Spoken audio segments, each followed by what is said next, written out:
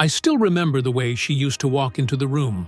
Her scent always came first, soft and sweet, like blooming jasmine under the early morning sun. It wasn't just a perfume. It was the signature of who she was to me. That fragrance meant comfort, meant home, meant love. There was something about the way it lingered on my clothes after a hug, or how it would gently cling to the pillow after she'd left for work. Back then, that smell made me feel safe, loved, like I was someone worth staying loyal to. We met in the most ordinary way, through friends at a cookout. But what happened between us was anything but ordinary. Or so I thought. I was a simple guy, never flashy, never trying too hard. But she had that glow. The kind of woman who didn't just turn heads, she made you forget what you were saying mid-sentence. Still, with all her beauty, charm, and wit, she picked me. I used to wake up in the middle of the night and look at her sleeping beside me, wondering what I did right in life to deserve that. Our first date, she wore that perfume. Light, floral, with a touch of vanilla. And I told her, right then, that smell is dangerous. She laughed. I laughed. But I meant it. Because that scent stayed with me, haunted me, comforted me, even when things began to unravel years later. We moved in together pretty fast. She said she never believed in dragging things out when something felt right. I agreed. We decorated the apartment together. She picked the colors. I did the heavy lifting. I loved watching her walk around barefoot, hair tied up, with a paintbrush in one hand, and that same perfume trailing behind her like a memory that refused to let go. I memorized that scent. If someone wore it on the street, I'd still know today. That's how deep it ran. In the beginning, we were inseparable. Movie nights, late dinners, lazy Sundays in bed. She'd lie with her head on my chest, and I could smell that perfume mix with the scent of her shampoo, and I'd think, God, don't ever let this go. I built a life around that woman. Every decision I made, what job to take, how much to save, where we might live in 5 years, was filtered through the lens of us. I didn't see a future that didn't have her in it. Why would I? She gave me no reason to doubt. I was never the jealous type. That's not my nature. If you love someone, you trust them, right? That's what I believed. That's what she made me believe. She used to say things like, "You're the only one who really sees me," or, "I've never felt this safe with anyone else." And maybe I was a fool, but I took those words as gospel. I held on to them every time work got hard, every time life threw something heavy my way, because knowing I had her, that made it easier to get up in the morning. She worked in finance, corporate world, sleek offices, suits and heels, long hours. She was always good with people, always charming. I never questioned her. I wanted her to have her space, her independence. I wasn't the type to snoop through phones or question every outing. I took pride in that. I thought that was what real love looked like. And then came the change. It was slow, like a leak you don't notice until the floorboards start warping. She started coming home later. Not always, but just enough for me to notice. There were new dresses I hadn't seen before, new lingerie tags in the trash, and then there was the perfume. Not the one I knew. Not the one that made my chest feel warm. This one was different, stronger.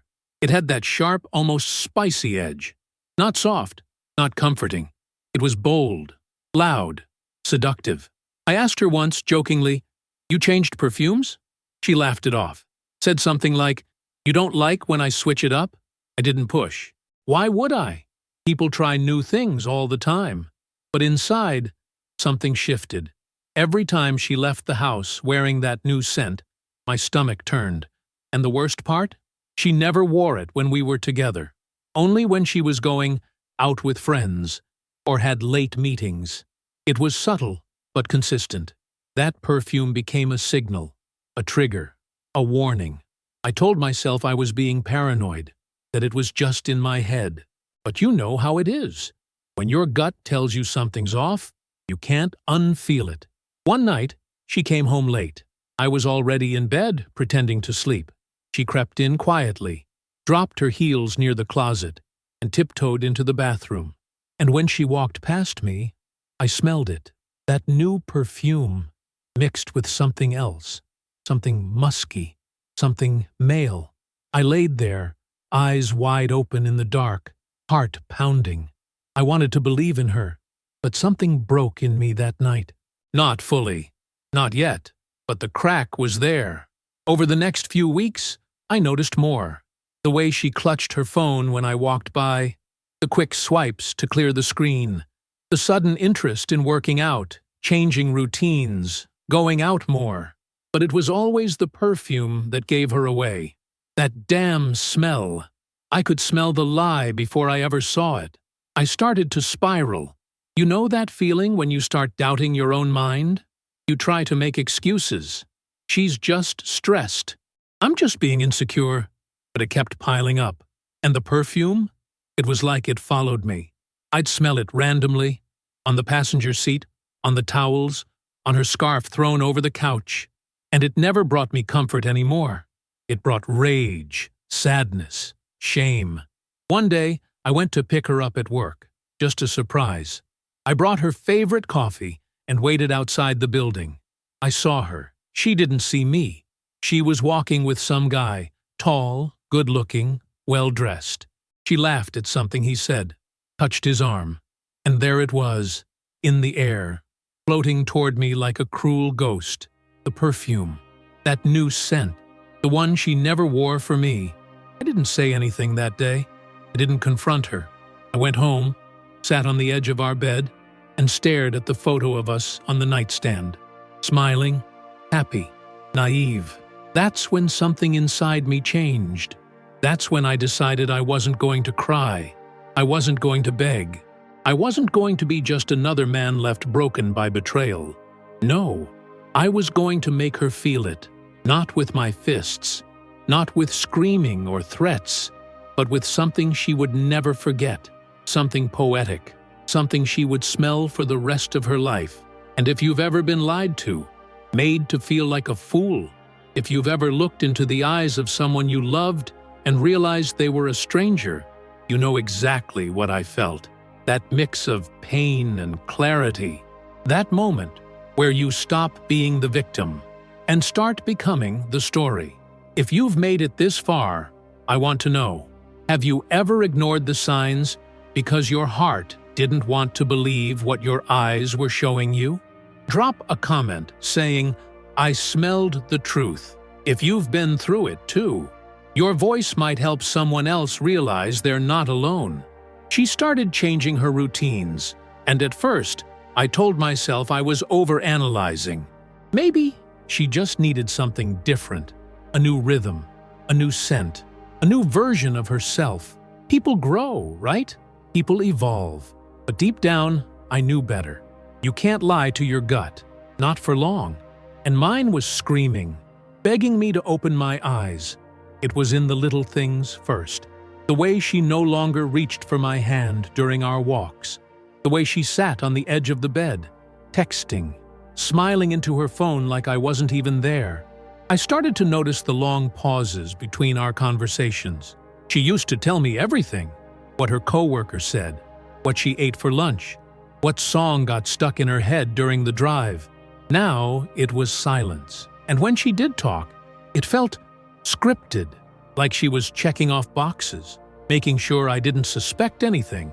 But the perfume? That was the real betrayal. That scent, that awful, sharp fragrance, started showing up everywhere. On her jacket, on her pillow, in the hallway. I'd wake up to that smell before even opening my eyes, and it felt like being punched in the chest by someone you once thought would never hurt you. It lingered in the air like guilt, heavy, pungent, and undeniable. She had stopped wearing the perfume I loved, the one that felt like a hug after a long day. She didn't even keep the bottle on the vanity anymore. I searched for it once. It was gone, replaced by this new weapon she sprayed on like armor. Every time I hugged her, that smell burned in my throat. And it wasn't just a scent anymore. It was a message. One she wasn't brave enough to say out loud. But I heard it, loud and clear. She started dressing differently, too. Not that I minded her looking good. She always had. But this was different. More revealing. More deliberate. Outfits that were designed to catch attention. Not mine. She stopped asking for my opinion on what she wore. Stopped caring what I thought. She was no longer dressing for me. That was clear. And her schedule? It became a maze of excuses. Work late. Girls' night. Gym. Traffic. But no matter what the excuse was, she always came back home wearing that same smell. That damned perfume. I remember one night. She came in at almost midnight. Her lipstick was smudged. Her hair messy. And that smell. It hit me before she even stepped through the door. I stood in the kitchen, frozen, pretending to drink water just to see how she'd act. She didn't flinch, didn't offer an explanation, just walked past me and said, "I'm exhausted." Exhausted from what? I asked once, just once, where she got the new perfume. She brushed me off, like I was asking about the weather. "Oh, just something I picked up at the mall," she said. "You like it?" I lied. I said yes. What else could I say? It smells like betrayal? She would have just laughed, or worse, accused me of being insecure. That's how people like her operate. They make you feel crazy for noticing the truth. She started locking her phone, changed her passwords. I didn't even try to look. That's never been my way, but it hurt all the same. To see the distance growing, to feel her slipping away, not slowly, but carelessly, like I wasn't worth the truth. There were days I'd sit in the car outside our apartment, trying to build up the courage to ask her outright, to look her in the eye and say, "Are you cheating on me?" But every time I imagined the conversation, I saw her rolling her eyes, calling me dramatic, or worse, turning it around on me, making me the problem. So I stayed quiet. I kept collecting the evidence in my heart, and it started stacking up like bricks. I couldn't sleep. I'd lay there beside her at night, both of us facing opposite directions, the space between us filled with silence and suspicion. I used to reach for her in the dark. I stopped, because every time I did, I'd get that smell on my hands, and I couldn't stand to have her lies sink into my skin. It's hard to explain how a scent can break a man, but when that scent used to mean love, and now it means betrayal, it's like your brain rewires itself. I'd walk past women on the street who wore something similar, and it would make my chest tighten.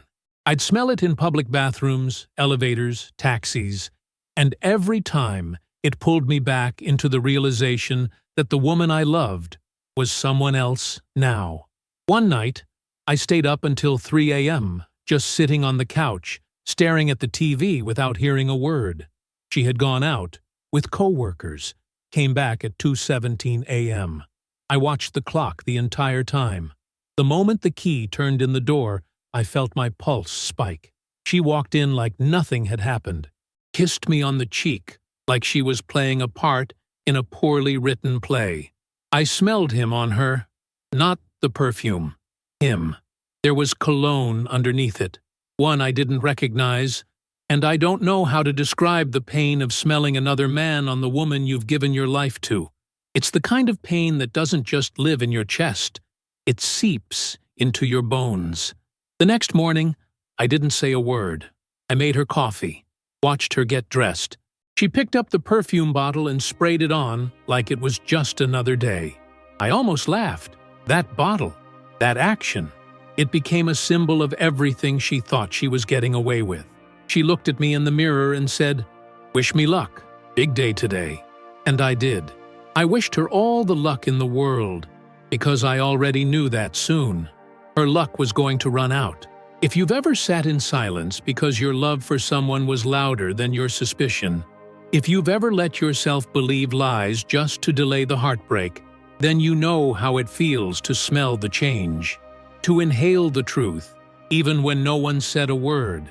If this hit you somewhere deep, drop a comment saying, "I trusted the wrong scent," or just write, "I know this feeling," because someone else reading the comments might need to know they're not the only one.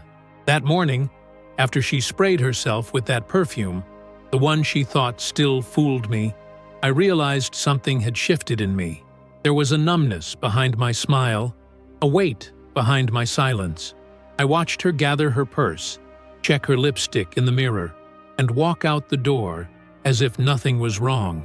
And for a moment, I just stood there in the hallway, frozen, staring at the spot where she'd just been, where the scent of lies still lingered in the air. I wanted to scream, not out of rage, but out of grief. That quiet kind of heartbreak when you realize someone is not coming back, not physically, but emotionally.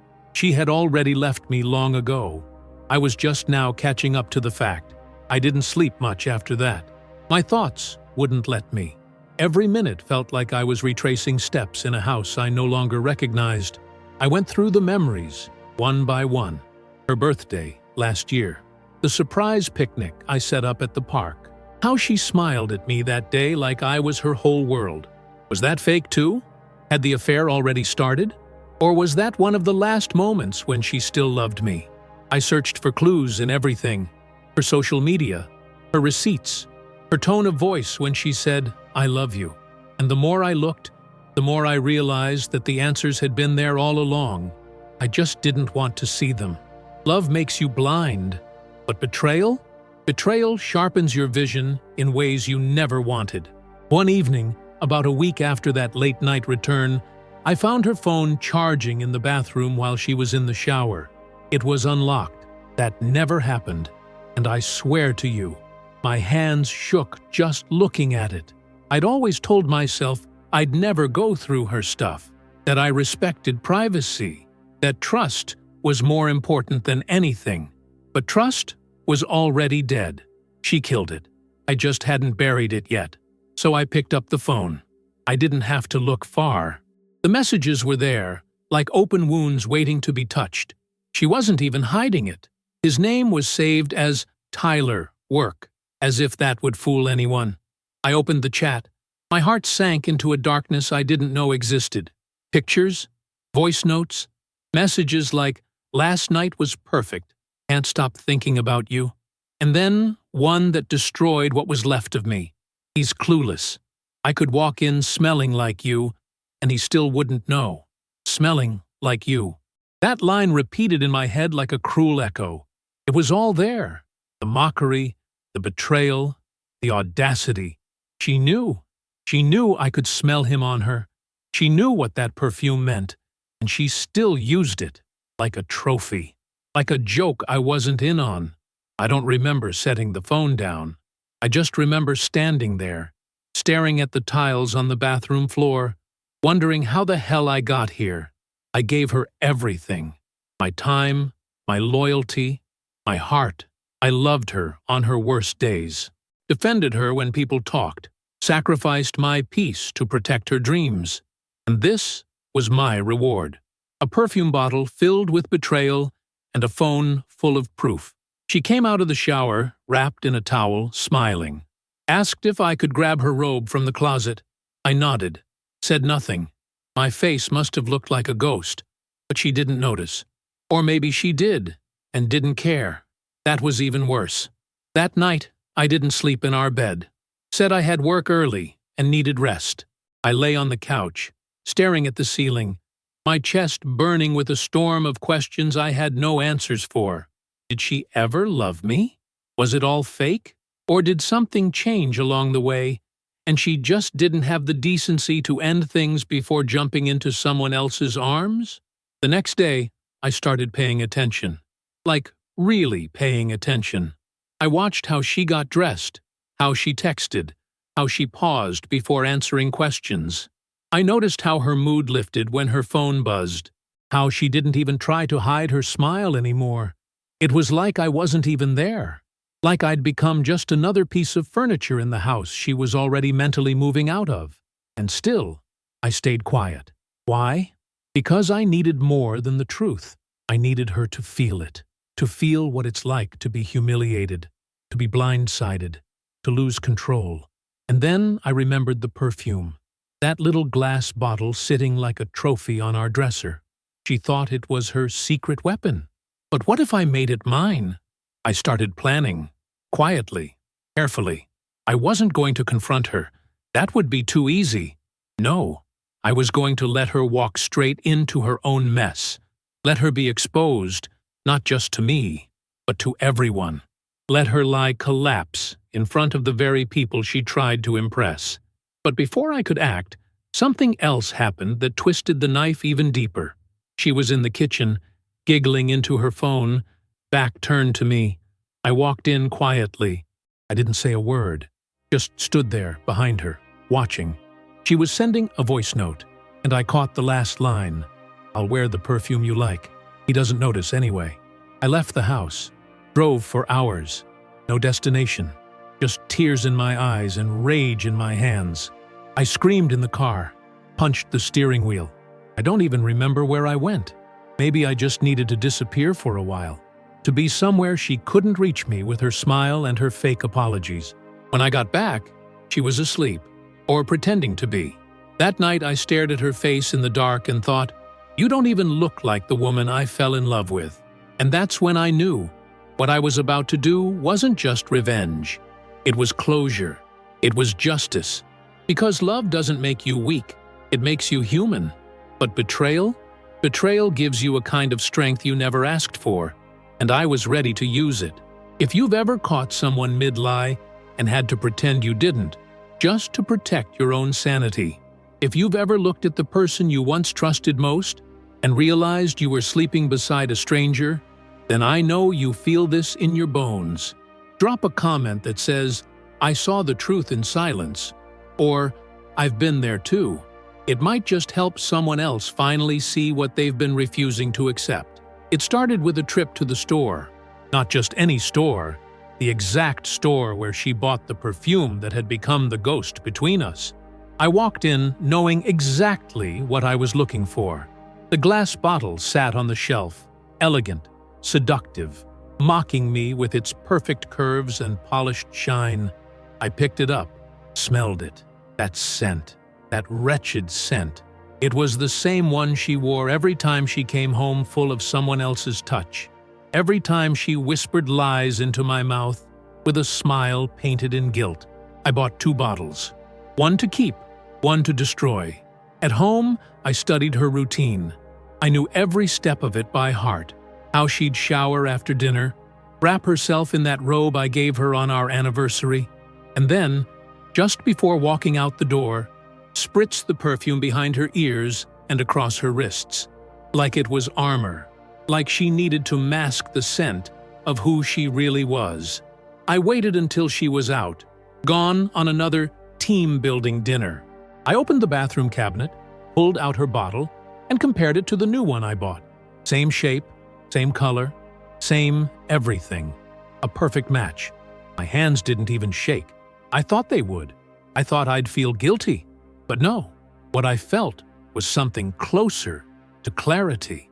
A quiet rage with surgical precision. I opened the bottle, slowly, carefully. I emptied the contents into the sink, watching the liquid swirl down the drain like poison leaving a wound. Then I reached under the kitchen sink and grabbed the bleach. Thick, pungent, unapologetically strong. I poured it in. Not too much. Just enough to dominate the fragrance. Enough to make it unforgettable. Enough to turn her pride into her punishment. To the bleach, I added a touch of cheap floral essence I found at the dollar store. Something to keep the smell from being too obvious at first. I shook the bottle. Sprayed a tiny puff into the air. It smelled close. Almost identical. But after a second, that harsh undercurrent hit. Sharp. Acidic. Like something had died inside the scent. Perfect. I placed the bottle back exactly where she kept it.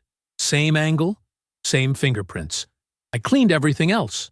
No trace, no suspicion, just patience. I sat on the couch, and I waited. She came home late again, keys jingling, laughter in her voice, probably still replaying whatever joke he told her, as he zipped his pants back up. I watched her from the hallway as she dropped her purse, kicked off her heels, and walked into the bathroom. She didn't even notice me. She never did anymore. The next morning was the real show. She had an important presentation. She told me 3 times. Wanted to nail the pitch and make an impression. I told her she would. I smiled when I said it. I made her coffee, played my part, acted like nothing had changed. And as I watched her get ready, I counted the seconds. I watched her stand in front of the mirror, the steam from her flat iron rising like smoke around her face. She picked up the bottle, sprayed it on her neck. 1, 2, 3 times. Then on her wrist, rubbed them together, took a deep breath and smiled to herself in the reflection, and that was it. She had no idea. I followed her to the door, kissed her on the cheek. "You smell incredible," I said, my voice thick with the weight of everything I wasn't saying. She winked. "Wish me luck." "You don't need luck," I replied. "You have presence." She walked out, heels clicking, head high, a queen walking into her castle. Except this time the crown she wore was dipped in bleach. The next few hours were slow, torture even.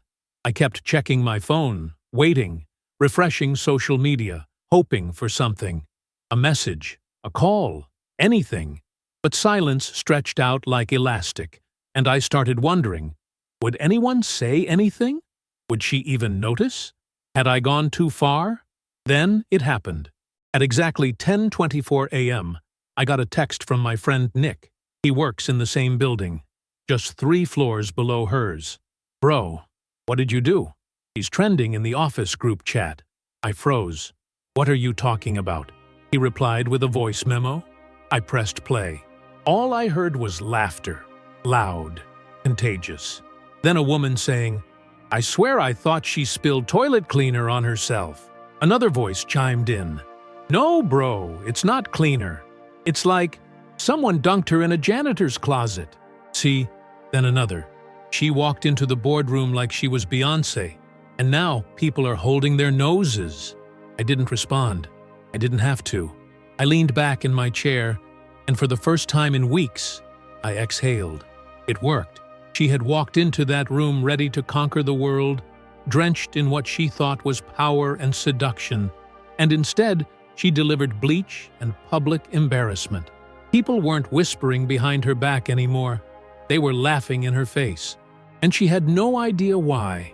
I imagined her standing there, confused, maybe sweating, watching people recoil, watching her boss pull her aside. Maybe someone even told her. Maybe she ran to the bathroom to check herself, sniffing her wrists, gagging. I pictured the look in her eyes when she realized what she'd done, how she'd covered herself in humiliation. And me? I sat at home with my coffee, calm, steady, like I had just turned the page in a book where I finally wasn't the fool anymore. She didn't come home for lunch like she said she would, didn't text, didn't call, radio silence. I didn't reach out either. I let her sit in that silence, let her drown in it.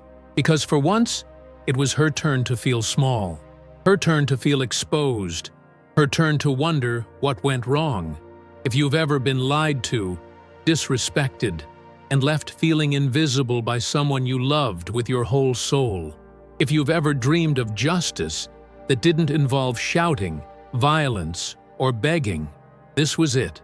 This was poetic. This was power. And yet, a part of me still ached, because deep down, I never wanted it to be this way. I wanted a life, a future, loyalty. I wanted to smell her perfume and feel safe, not triggered, not betrayed. But some people take love and weaponize it. And sometimes, the only way to reclaim your power is to take the weapon from their hands and turn it into their mirror. If this hit you hard, if you've ever silently wished someone would finally see what they did to you, comment, "I got my power back," or just type, "She didn't see it coming." It's time more of us knew that you can get closure without breaking yourself in the process. The door creaked open at exactly 6:42 p.m. I didn't look up right away.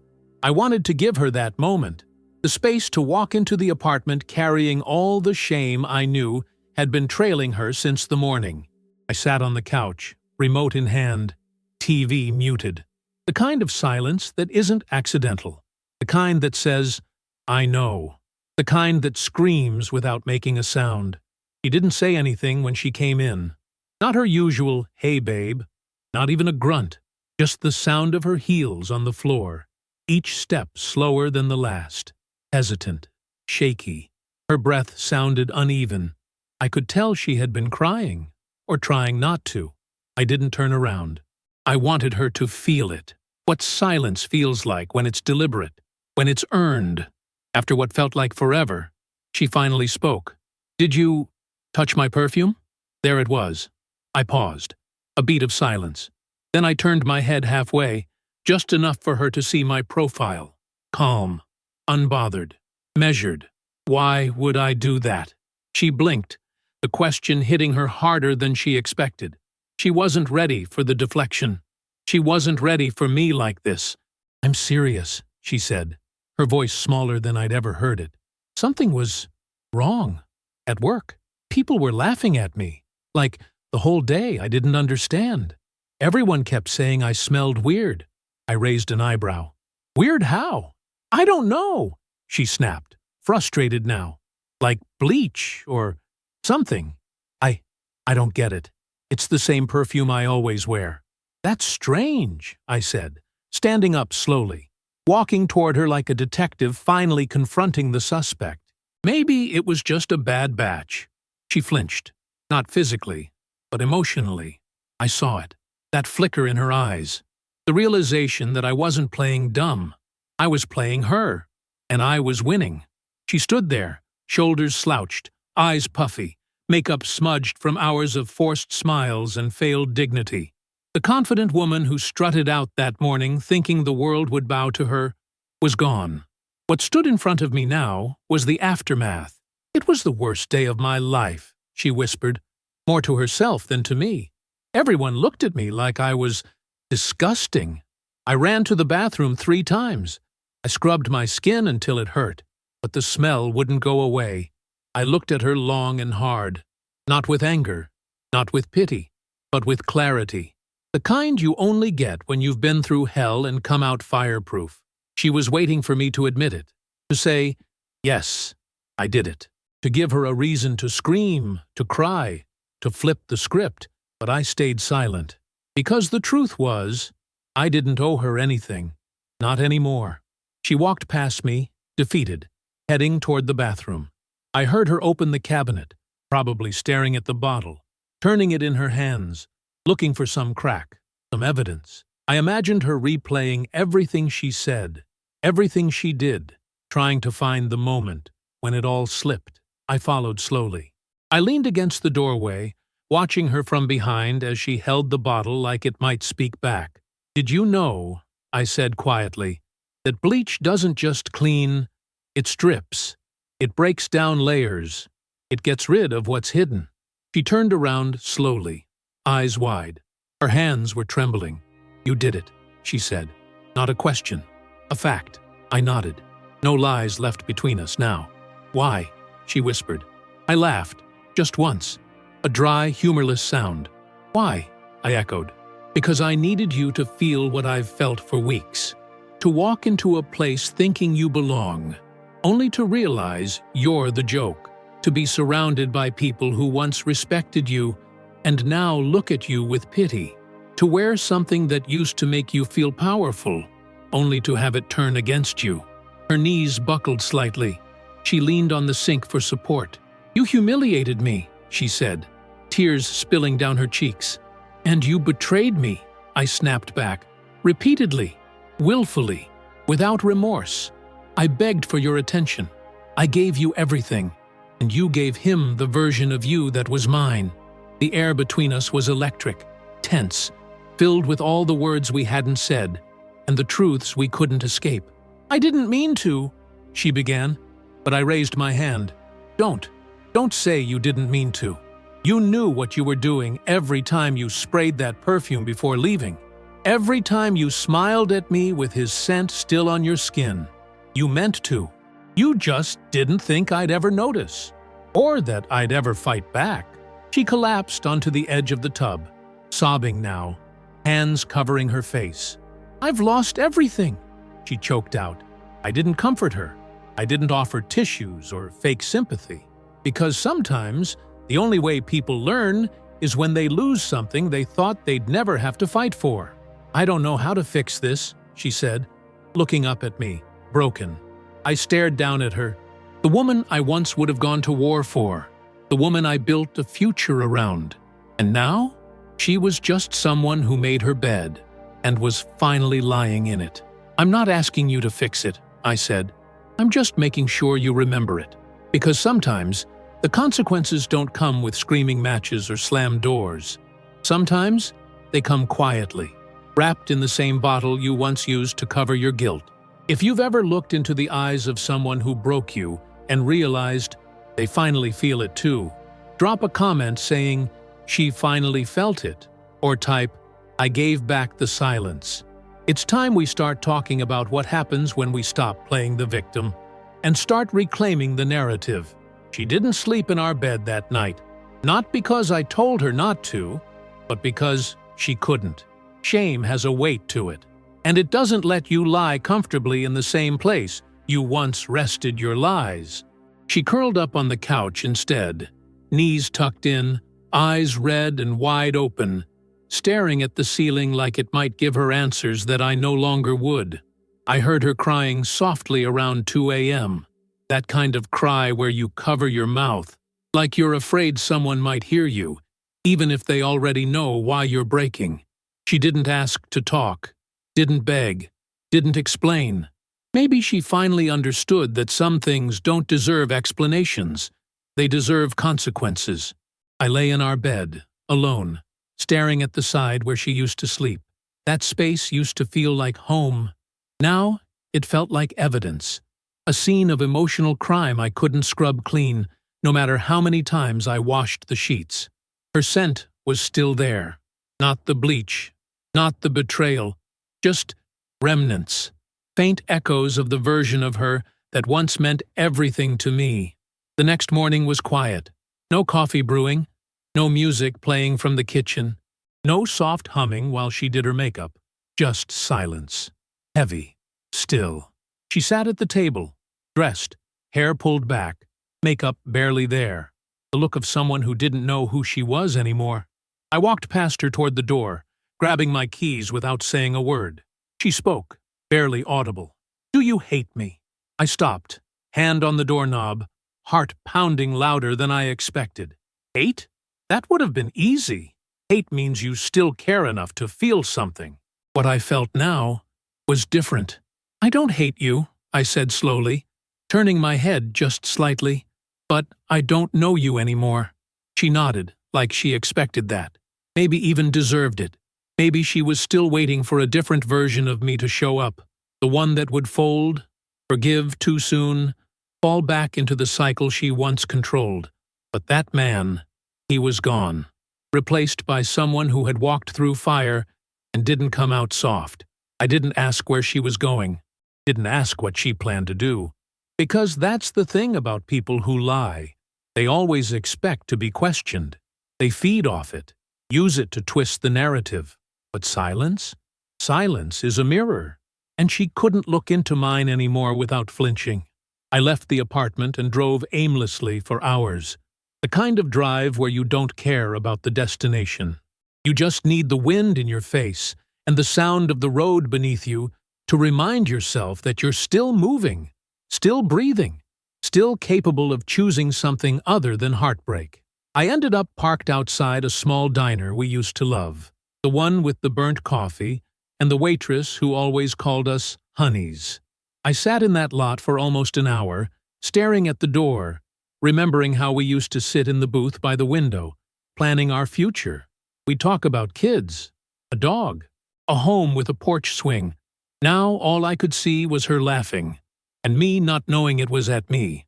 I didn't go in. I couldn't. Some places become graveyards for memories you can't resurrect. Back home, she was gone. Not permanently. Just gone. No note. No message. But her purse was missing. Her shoes. Her jacket. I sat down at the table and stared at the half-empty cup of coffee she left behind. Cold. forgotten, just like everything else. A few hours later, she came back. She looked different, not physically, emotionally. There was no makeup this time, no practiced smile, just vulnerability, raw, quiet, almost unfamiliar. "I went to my sister's," she said, not meeting my eyes. "Just needed to breathe." I nodded. No need to respond. She knew I wasn't asking. She sat across from me, hands folded, voice trembling. "I'm not going to make excuses," she started. "Because you deserve better than that." I didn't interrupt. Let her speak. Let her bleed. I was selfish. I wanted to feel wanted again. I thought, maybe I lost something. And he made me feel seen. That word, seen, it echoed inside me like a slap, because I had seen her. Every damn day. Even when she didn't deserve it. Especially when she didn't deserve it. "I never stopped loving you," she continued, tears slipping down her cheek. "But I forgot how to protect that love. I let someone else steal it." "No," I said sharply. "You gave it away." She sobbed at that, broke completely, and I let her. Because some pain you have to feel. You don't get to skip it, just because you're sorry.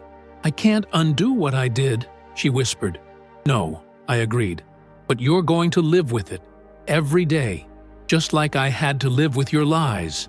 She nodded, wiping her face with shaking hands. "Do you want me to leave?" she asked. That question hung in the air like smoke. "Do I? Would it fix anything?" "I don't want anything from you right now," I said, voice low, even. "Not your apologies, not your tears, not your promises. I just want space." She swallowed hard. "I'll sleep on the couch." I didn't reply. Because sometimes silence is the only boundary people understand. That night, I lay awake again. But it felt different. Not hollow, not angry, just quiet, like something had shifted. A curtain pulled back, a reality faced. I didn't know what the future looked like, but I knew this. Whatever came next would be on my terms, not hers, not anymore. If you've ever been in that space, between breaking and healing, between silence and truth, drop a comment that says, "I reclaimed my space," or write, "Not anymore," because sometimes saying less says everything. The following days moved slowly, not in time, but in energy. It was like the air in the apartment had thickened. Conversations turned into glances, moments into tension.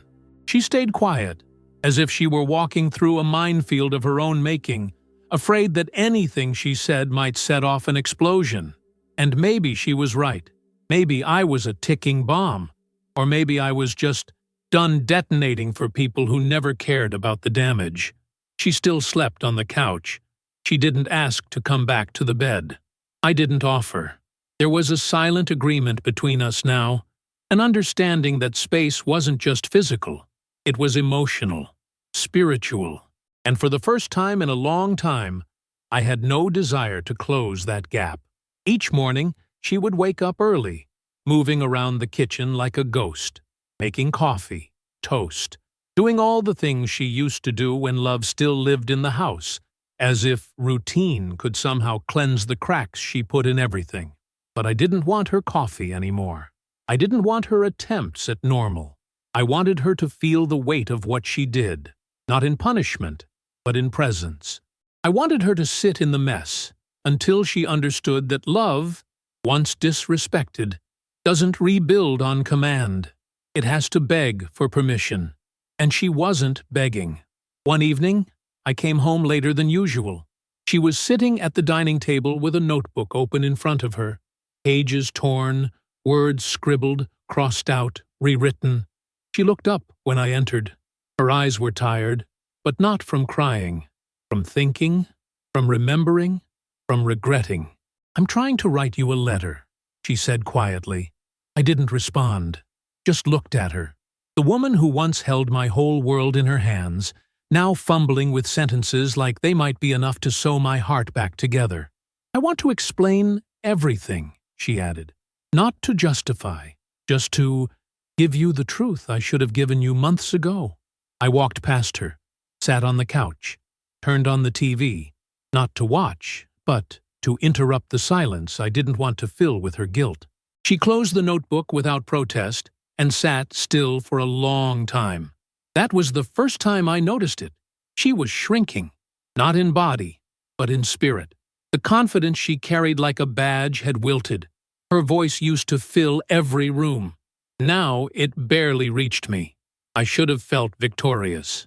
But I didn't. Because revenge might balance the scale, but it doesn't bring back what you lost. It doesn't rewind time. It doesn't hold you the way she used to, before the lies. A week passed. She began sleeping at her sister's a few nights. I didn't ask when she'd be back. I didn't ask if she was okay. I didn't check on her at all, because I was finally learning the difference between kindness and self-betrayal. And I had betrayed myself long enough in the name of keeping someone who couldn't even keep her promises. It was during one of those nights alone that I found myself walking around the apartment like a stranger, looking at pictures on the wall, old souvenirs from trips we once took, notes we'd leave each other on the fridge. I found one tucked behind a magnet, yellowed and fading. It just said, "Don't forget how much I love you. Always, M." And I laughed. Not a joyful laugh, not even a bitter one, just hollow, because always had an expiration date, and she had stamped it herself. The next morning, I started packing her things, not out of rage, not because I wanted to throw her out, but because I needed to reclaim my space. The drawers filled with clothes that didn't feel like mine anymore, the scent of her shampoo in the bathroom, the shoes by the door that never walked the same direction as me. I put everything in boxes, neatly, respectfully, but with purpose. She came back that evening, saw the boxes, froze. "I didn't know you were—" she started. "You did," I interrupted. "You just didn't know when?" Her lip quivered. I think she was about to cry, but I looked her straight in the eyes, not with anger, with finality. "This isn't about hate. It's not even about what you did. It's about who I became while you did it. And I don't like that man." She stepped closer. "But we can fix—" "No," I said. "You can fix you. I'll fix me. But we doesn't exist anymore." She looked like she might collapse, like the gravity of what she had done finally caught up to her. I gave her space, let her gather what she needed. No yelling. No guilt trips. Just the sound of boxes being closed on a chapter I never thought I'd have to end. Before she left, she turned to me one last time. "I never stopped loving you," she whispered. I looked at her, and I saw everything I used to want, everything I used to beg for, and I didn't feel pain. I felt peace. "I believe you," I said, "but sometimes love isn't enough, especially when it doesn't come with loyalty." She nodded, tears finally falling. And then she left. No dramatic exit. No begging me to change my mind. Just quiet acceptance. The kind that only comes when you know, truly know, that you broke something you can't ever fix. That night, I sat on the couch, looking at the space where her shoes used to be, and I breathed. Not because it didn't hurt anymore, but because the pain finally belonged to the past. If you've ever had to pack up love just to save yourself, if you've ever chosen your peace over their chaos, drop a comment saying, "I chose me," or just write, "Enough was enough," because someone else might be reading these words right now, afraid to make that same decision. And maybe your comment is the sign they've been waiting for. The morning after she left was quieter than I expected. There was no dramatic silence, no overwhelming emptiness, just space. It was the kind of quiet that wraps around you, not cold, not warm, just neutral. And for the first time in what felt like months, I didn't wake up with the weight of her on my chest. Not physically, emotionally, mentally, spiritually. That heaviness, the one that comes with knowing the person you love is lying to you, it was gone. I sat at the edge of the bed for a long time, not thinking, just being. I looked around the room. The drawer she used to claim was empty now. Her robe wasn't hanging on the back of the door. No perfume bottles on the dresser, no earrings left on the nightstand. Just me, my things, my space. And yet, I didn't feel alone. I felt whole. There's something strange about the first day after a separation. It doesn't feel like freedom at first. It feels like confusion. You expect to feel pain, to drown in it. But instead, you feel moments of stillness that almost scare you. Because you're so used to chaos, silence becomes suspicious. I made my own coffee that morning. It tasted different, stronger, more bitter, but it was mine. I sat by the window, sipping slowly, watching the world move outside, as if it hadn't noticed mine had ended and restarted all at once. People walking their dogs, kids late for the school bus, cars honking like nothing had changed, and maybe nothing had on the outside. But inside me, everything was different. I checked my phone. No messages, no missed calls, no manipulative "I miss you" texts trying to pull me back into the storm. Just quiet. And I didn't text her either. Not because I didn't care, but because I finally cared more about me. That day, I decided to clean the apartment. Not just tidy up, clean, deep, like I was scrubbing away not just dust, but memories, the kind that cling to your walls and your pillows. I washed the sheets, even though she hadn't slept in them for weeks. I opened all the windows. I lit candles, played music that used to be mine before it became ours. I reclaimed every inch of that space with intention. And with every drawer I organized, every corner I wiped down, I felt a layer of her disappearing, not out of hate, but out of necessity. Because healing isn't always loud. Sometimes it's just sweeping the floor and realizing you're finally doing it for yourself. In the closet, I found a hoodie she used to wear when she was cold.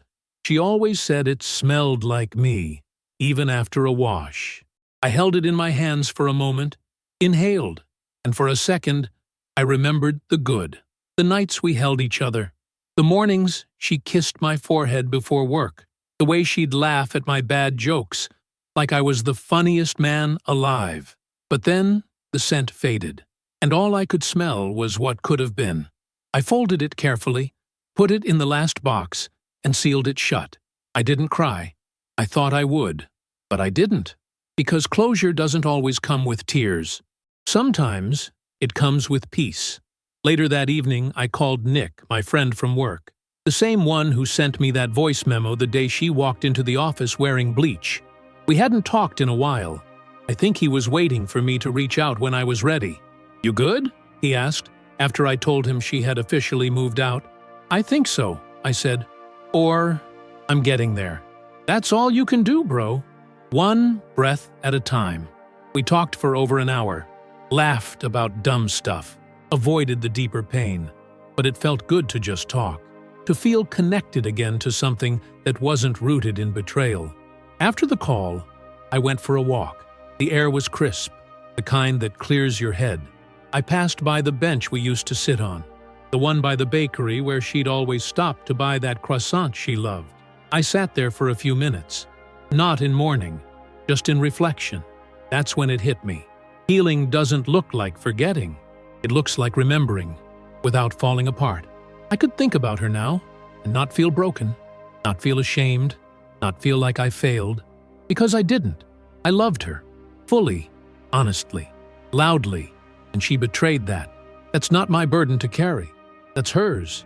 When I got home, I made dinner for one, set the table, poured a glass of wine, played soft music, and I sat there, eating in the candlelight, not because I was pretending I wasn't alone, but because I was celebrating it. Because solitude is not the absence of love, it's the presence of self-respect. The next few days continued in that rhythm. Moments of sadness, moments of clarity, and slowly they began to shift. The sadness shrunk, the clarity expanded. I started going to the gym again, reading more, journaling, sleeping deeper, laughing harder, living, not just existing. I found a notebook she had left behind, not the one with the letter she tried to write me. This one was different, hidden behind the bookshelf, full of pages she never intended for me to read. Notes to herself, confessions, pain, regret. She had written about me in a way I hadn't seen in years, about how she felt I stopped seeing her, how she felt invisible, unloved, and for a moment, I understood her. But then I turned the page and found the entry where she wrote, "He still doesn't know. Maybe he never will." And all that empathy evaporated. Because understanding someone doesn't mean excusing them.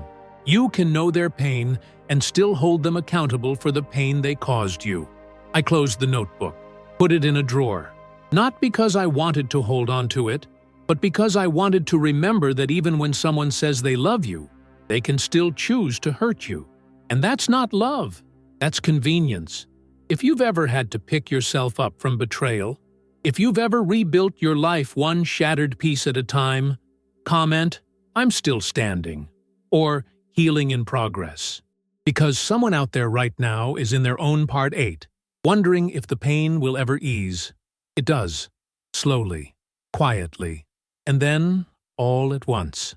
It happened on a Tuesday, that kind of random, uneventful weekday where you expect nothing and prepare for less. I had just finished a long shift. I was exhausted, emotionally leveled from meetings and noise. I remember standing in line at that little corner store near the metro, grabbing a bottle of water, mindlessly scrolling through my phone, when I heard someone say my name. Not, "Hey," not, "Excuse me," just my name. Soft, hesitant, like it was testing the air before landing. I looked up, and there she was, hair tied back, casual clothes, no makeup, just her, in the rawest version of herself I'd seen in a long time. For a second, I thought I was hallucinating. I blinked. She didn't vanish. She just stood there, holding a small basket of groceries, staring at me like she had no idea what to say next. My body froze. Not from fear, from memory. Because healing is a strange thing. You can feel completely fine for days, even weeks. And then, in one unexpected moment, something inside you shudders, and you realize you're standing in front of the very storm you barely survived, and somehow it doesn't scare you anymore. I nodded once. Cordial, distant. She stepped closer. "Hey," she said. I said nothing. She tried to smile. It didn't land. Her eyes were searching mine, looking for something familiar, maybe warmth, maybe forgiveness. But I wasn't offering either. Not anymore. "You look good," she added, almost surprised. I didn't respond. I didn't need compliments from the same mouth that used to feed me lies. There was an awkward silence between us, thick and sharp, like broken glass. She shifted her weight, bit her lip. "I've been meaning to call you," she said. "Just didn't know if it would be okay." I raised an eyebrow. "To say what?" Her voice cracked a little. "I don't know. Just to talk, to see how you were doing." I wanted to laugh, but I didn't. Because the truth is, when someone betrays you that deeply, their concern feels more like a trigger than a comfort. Like being handed a wet match after they burned down your house. "I'm doing fine," I said. "Really?" She nodded. Her eyes dropped to the floor, as if the weight of my peace was heavier than any punishment she imagined. "I've been going to therapy," she said, "trying to understand myself, what I did, why I did it." I didn't reply. Not because I didn't care, but because I didn't want to give her the illusion that this was a redemption arc. "You probably hate me," she continued. I shook my head. "No, I don't hate you." That caught her off guard. "I just stopped expecting anything from you. And that gave me my life back." She blinked fast, as if fighting off tears she didn't feel entitled to anymore. There was a strange sadness in her, like someone who realized too late that the bridge they burned was the only way home. "I think about you all the time," she said. I stayed quiet. "Do you ever think about me?" I looked at her for a long moment, and then I answered, calmly, "I think about the man I was when I loved you, and I think about the man I became when you didn't love me back with the same loyalty." She swallowed hard. "And I like who I am now," I added. She looked like she was trying to form a sentence, but nothing came. Just a nod. A silent acknowledgement of everything she lost. Not because I left, but because she didn't stay when it mattered. "I should go," she finally said, holding her basket a little tighter. I nodded again. "Take care." She walked away. No dramatic goodbye. No desperate plea to try again. Just the slow, quiet exit of someone who finally realized that not every story gets a second chapter. Some stories end in the middle of a sentence, and sometimes that's exactly where they were meant to stop. I paid for my water, walked outside, and breathed deep. There was no heaviness, no ache, just peace. And that's when I knew I was healing for real. Because being face to face with the person who once shattered you and feeling nothing, that's not weakness. That's growth. That's power. That's freedom. Later that night, I sat on my balcony, watching the city lights flicker like old memories, beautiful but distant. I replayed the conversation in my head, not to torture myself, but to remind myself how far I'd come. There was a time I would have dropped everything just to hear her say she missed me. A time I would have mistaken her guilt for love, her confusion for vulnerability, her tears for redemption. Not anymore. Now I see clearly. Now I choose me. And I don't need closure from the person who broke me, because I gave it to myself. If you've ever stood in front of your past and realized it has no power over you anymore, comment, "I faced it and won," or "I'm not who I used to be." Let those words be your shield. Let them be your proof, because someone scrolling through the comments right now needs that reminder. They're not alone, and their strength is not silent. It's seen, it's heard, it's real. Because what happened the next day reminded me that healing doesn't mean the past stops knocking. It means you no longer have to answer. The day after I saw her again, something strange happened. It wasn't dramatic. There were no nightmares, no sudden fits of anger or sadness. It was quieter than that, more subtle. I woke up with this heaviness in my chest, not quite grief, not quite rage, just weight, like something unfinished had crept back into my bones overnight. Like memory had slipped through a crack I thought I'd sealed for good. I made my coffee like usual. Same cup, same counter, same quiet morning. But it didn't taste the same. Not bitter, not sweet, just off, like I'd stirred in a memory instead of sugar. I sat down by the window again, but the peace I'd felt just a day before had shifted. Not gone, just shaken. I kept replaying her voice in my head, the way she said my name, the way she asked, "Do you ever think about me?" Like she hadn't already haunted every corner of my mind for months.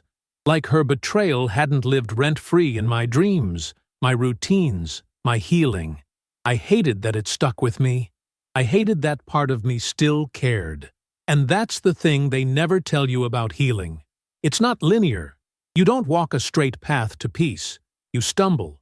You relapse.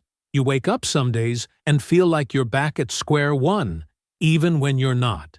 So, I got dressed, grabbed my keys, and I drove. No destination, just movement. I needed air, noise, distance. I needed to remind myself that I was free, even if my thoughts were trying to chain me back to a version of me that no longer existed. I ended up at the park. It was one of those rare days when the world felt like it was working overtime to look beautiful. Golden sun cutting through the trees, kids laughing in the background, strangers smiling at each other without reason. And yet, inside me, it still felt like a war zone. I sat on a bench and pulled out my phone, scrolled aimlessly, then paused. I don't even know why, but I typed her name into the search bar. No messages, no calls, just a moment of curiosity that felt like a betrayal to myself. Her profile was still there, the same old photos, the same curated life, smiles, vacations, inside jokes I didn't understand anymore, and one new post, just a quote. Sometimes we don't lose people, we lose illusions. No caption, no context, but I felt it like a punch. Was she talking about me? Had I been her illusion? I put my phone down fast, heart racing, hands trembling. Not because I missed her, but because I didn't like that I still wanted to know, still wanted to matter. That's the trick betrayal plays on you. It doesn't just break your heart, it breaks your confidence. It whispers, you weren't enough. And even when you know better, even when logic and healing and time have all screamed otherwise, some part of you still wonders, what if they never really saw me at all? I leaned back on the bench and closed my eyes, took a long breath, and I reminded myself, she didn't break me because I was weak. She broke me because I trusted her completely, because I loved her fully. And if that's the crime I committed, then I'll do the time proudly. Because I'd rather be someone who loves deeply than someone who lies easily. I stayed at the park for hours, just watching life unfold around me, letting the sun warm the parts of me that felt cold again. I didn't speak to anyone, didn't text anyone. I just sat with it, the ache, the peace, the confusion, all coexisting in the same breath. And when I finally got home that night, I didn't feel like cleaning, or journaling, or distracting myself. I just took a shower, turned off the lights, and lay in bed in the dark. Not because I was sad, but because I was learning to sit with myself, without running, without numbing, without reaching back for what almost destroyed me. I realized something in that silence. Sometimes healing doesn't look like moving on. Sometimes it looks like not going back, not responding to the text, not stalking the page, not replaying the kiss or the fight or the last goodbye. Sometimes healing is just the quiet refusal to reopen the wound you fought so hard to close. I still think about her. I won't lie to you. Sometimes I wonder if she cries when she sees my name, if she smiles at a memory before it stings, if she regrets what she lost, if she ever looks at someone else and wishes it was me. But then I catch myself, because every time I let my mind drift there, I feel the ground beneath me shake. And I've spent too long building this foundation to let it crumble for someone who never thought twice before tearing it down. So now, when the urge comes, when the ghosts try to speak, I answer them with silence. Not because I don't have words, but because some things don't deserve another sentence. If you've ever found yourself spiraling after a moment of peace, if you've ever questioned your healing because of one memory, drop a comment saying, I am not my setback, or write, still healing, still here. Your voice matters. And every time we speak our truth, we take one step further away from the version of ourselves that accepted less than we deserved. Because tomorrow's not promised. But your healing? That's earned, one decision at a time. And what I saw the next week reminded me that not everyone who says I'm sorry actually means it. It was a Wednesday afternoon when she called. I hadn't saved her number, but I knew it was her the second it rang. There's something about the way your stomach turns, the way your heart skips, not out of excitement, but out of knowing. Knowing the storm you survived is knocking again, and this time, it's wearing a softer voice. I let it ring 5 times. Then I answered. Hello? Silence on the other end. A hesitation. And then, her voice. Fragile. Almost rehearsed. Hi.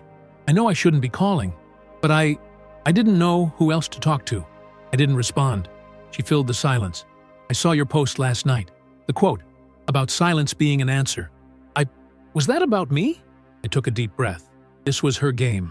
Always reaching when she felt herself slipping further into irrelevance. Always dangling just enough guilt, just enough vulnerability to make me lean in, even if it burned. It wasn't about anyone, I said calmly. But if you saw yourself in it, maybe you should ask why. She exhaled sharply, like she'd been holding her breath waiting for me to throw her a lifeline. I'm sorry, she whispered, for everything. Not just the affair, but for how I made you feel small, like your love wasn't enough. It was. I just wasn't enough for myself. I closed my eyes, letting her words settle like dust on old furniture. Words I used to dream of hearing. Words that used to have power over me. Not anymore. "I'm in therapy," she continued.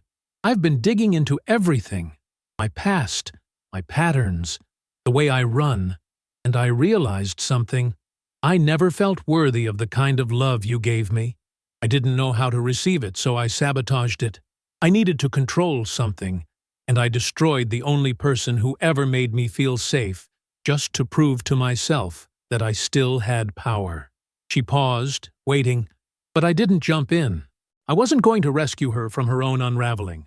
"I'm not asking you to forgive me," she added. "I just needed you to know that it wasn't your fault, that the way I treated you, it was never about you." I finally spoke. "I know." She sounded surprised. "You do?" "I figured that out the day I stopped needing closure from you. The day I stopped trying to understand why you could look me in the eye and lie, and still sleep peacefully. The day I realized I didn't break. You did. You shattered something inside yourself long before you came into my life. I just happened to be the place where the pieces landed." She went quiet. I could feel the weight of her tears through the line. But I didn't feel the urge to comfort her.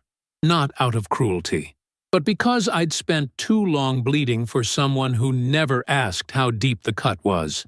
"I'm not the same man anymore," I continued, "and that's not thanks to you. It's in spite of you." She tried to say something, but I stopped her. "You don't get to come back now and paint yourself as the wounded one. You don't get to rewrite this story because you've suddenly decided that the consequences are inconvenient. You left a mess, and I cleaned it, alone." "I know," she sobbed. "I don't hate you," I added, "but I don't want you back in my life, not even as a friend, not even as a memory I revisit for comfort. I've built something since you left, something sacred, and I won't let your voice echo through it." More silence. Then finally, I just wanted to say goodbye properly. And there it was, the final move in her emotional chess game.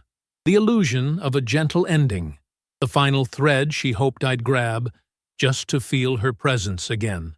But I had no interest in tying bows on broken things. "You don't get to choose how this ends," I said, "because you didn't care how it broke." Click. I hung up, and for a moment, I just sat there, phone still in my hand. Not shaking, not emotional, just still. It was done. Not because she said goodbye, but because I did. On my terms. Later that evening I took a walk. No destination. Just fresh air. The sky was painted in shades of pink and gold. The kind of sunset that makes you feel like maybe the world is still good. Still beautiful. Even when people aren't. I passed by the old cafe we used to go to. I didn't flinch this time. Didn't look away. Didn't feel the sting. I just walked past it, like it was any other place, any other memory. That's how I knew the healing was real. Not because I forgot, but because remembering didn't hurt anymore. I went home, made dinner, played my favorite playlist, and I danced a little while cooking, something I hadn't done in months. I poured a glass of wine, ate slowly, grateful, peaceful. Not because the past disappeared, but because I stopped dragging it with me. That night, as I lay in bed, I replayed the phone call one last time in my mind, and then I let it go. Not because she deserved peace, but because I did. If you've ever had someone come back just to ease their guilt, not your pain, if you've ever had to say a final goodbye to someone who didn't deserve a second hello, drop a comment saying, "I closed the door," or write, "No more open wounds," because your boundary isn't bitterness, it's bravery. And your silence? That's not weakness, it's wisdom. Because what happened after that night wasn't about her anymore. It was about me, and what I did next changed everything. The days that followed that final call weren't explosive or dramatic. They were calm, almost too calm, like the universe was holding its breath, waiting to see what I'd do next, now that the chapter was truly closed. No texts, no calls, no relapses, just me, breathing in this strange new peace, like it was oxygen I hadn't tasted in years. And I'll be honest with you, at first, that peace felt unfamiliar. You don't realize how much chaos you normalize until silence feels suspicious. You don't realize how long you've been surviving until one morning you wake up and you're not bracing for impact anymore. That's when it really hits you. You made it. Not perfectly, not without scars, but you're still standing. I started filling my time with things that didn't have her shadow in them. Books she never read, songs she never liked, places we never visited together. I made space, not just in my apartment, but in my heart. Because letting go isn't just about deleting photos or returning hoodies. It's about choosing yourself in the quiet moments when it would be so easy to fall back into what's familiar, even if familiar almost destroyed you. One night, I stood in front of the mirror, really looked at myself, not just physically, but deeply. And for the first time in a long time, I didn't see the man who was cheated on. I didn't see the broken version of myself, begging for answers from someone who could barely be honest with herself. I saw a man who survived, who healed, who rebuilt himself brick by brick with nothing but faith, time, and brutal honesty. And I smiled. Because healing is not loud. It's not always a grand transformation or a new relationship. Sometimes, healing is just that moment, when you look at your own reflection and realize you don't miss the person who hurt you. You don't crave their apology. You don't need closure, because you became the closure. Now, when people ask about her, I don't flinch. I don't stumble over my words. I just say, we had our time, and it ended. But I'm better for it, because I am. I've learned that heartbreak isn't just about loss. It's about revelation. It reveals who you are, what you're willing to tolerate, and most importantly, who you're capable of becoming when everything you thought you needed is gone. So if you're listening to this and you're in that place I was, in the middle of the heartbreak, the betrayal, the endless nights of asking why, I want you to hear me. You will be okay. Not today, maybe not tomorrow, but eventually. You will laugh again without faking it. You will sleep without the ache. You will love yourself in ways you never thought possible. And one day, they'll come back. They always do. But you won't be waiting anymore. Because your peace will be louder than their regret. Thank you for staying with me through this journey. If you watched all the way to this point, I need you to know, you're not alone. This story may have been mine, but the healing? That's something we're all walking through together. If you made it to the end of this video, drop a comment below and write, I choose peace. Let me know you were here. Let others scrolling through the comments know they're not the only ones holding on. And if this story touched you, if it reminded you of your strength, your worth, your resilience, please hit the like button, subscribe to the channel, and stay with us. We have more stories, more healing, more real talk coming. Right now, there's another video on your screen. That one? It's powerful.